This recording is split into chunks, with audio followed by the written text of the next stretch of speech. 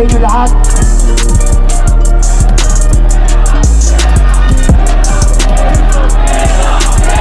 Naririnig ko yan. Naririnig nila yan. Pero, we need to step one step backward to move 5 steps forward. Kailangan nilang marinig ko. Handa na ba kayo mga Pilipino? Ako maliit ko, hindi ko sila kabisa. Pero ito ay nanggaling sa puso at sa buong Pilipino. Mahal ko ang Pilipinas. Aking lupang sinilangan.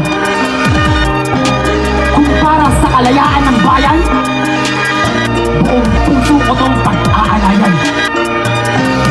Nagpas 500 taon ang takupin tayo ng mga Espanyol. At 80 taon naman ang nakalipas mula na makawala tayo sa kamay ng mga Hapon. Ngunit hanggang ngayon, patuloy pa din tayo nakakulong. Mahirap at naghihikahos. Hindi dahil sa kamay ng banyaga, kundi dahil sa oraksyon ng mga madarambong ng kapwa natin Pilipino. Ang ninanakaw nyo ay hindi lang kaban ng bayan, kundi mga munting pangarap ng mga kabataan. Ako, bilang isang Pinoy, ay magsisilbing boses ng higit 100 milyong kong mga kababayan. Dahil mamamatay na sila sa pagiging bulag, tupi, higit sa karahasan na ginagawa ng bansa natin. Bangon kabataan! Tayo ang sagot na nakasaad sa kasaysayan. Bangon kabataan!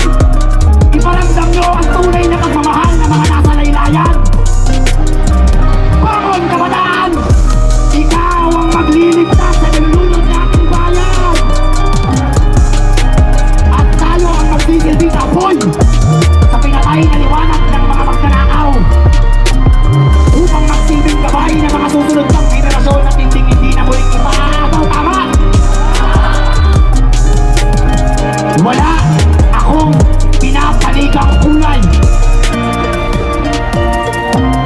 Ang pagparito ko ay para ganapan ng gampaning ipinagulong sa akin ng lupang sinilangan. Ang ibangon muli ang Pilipinas. Hindi kami titigil. Wala ba akong karapatang magising?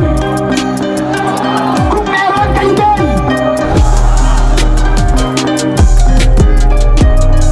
Mas mayaman sa pinakamayamang atleta sa buong mundo. Habang kayo may magagarang sasakyan na may mga taga-hatid sundo, mahiya at bumaba naman kayo nang maramdaman nyo yung sigaw at inaing na mga nahihirapan. Kaya, sa bawat nalulutos na problema at mga nahuhuling magnanakaw, kailangan namin ng malinaw na pagbeberipika kung ibinabalik pa sa Pilipinas yung mga ninakaw sa kanya. At kung napapansin nyo yung mga suot namin, bakit hindi nyo napapansin yung mga napapansin namin? Kailangan pwede makapansin? Ginagawa ko to na nakapaloob ang boses ng milyong-milyong mga kabataan. Hindi ako yung kalaban mo. Hindi ikaw yung kalaban namin. Ang tunay na kalaban natin ay ang korupsyon at ang kahirapan. Kaya kung may mangyari man sa akin masama,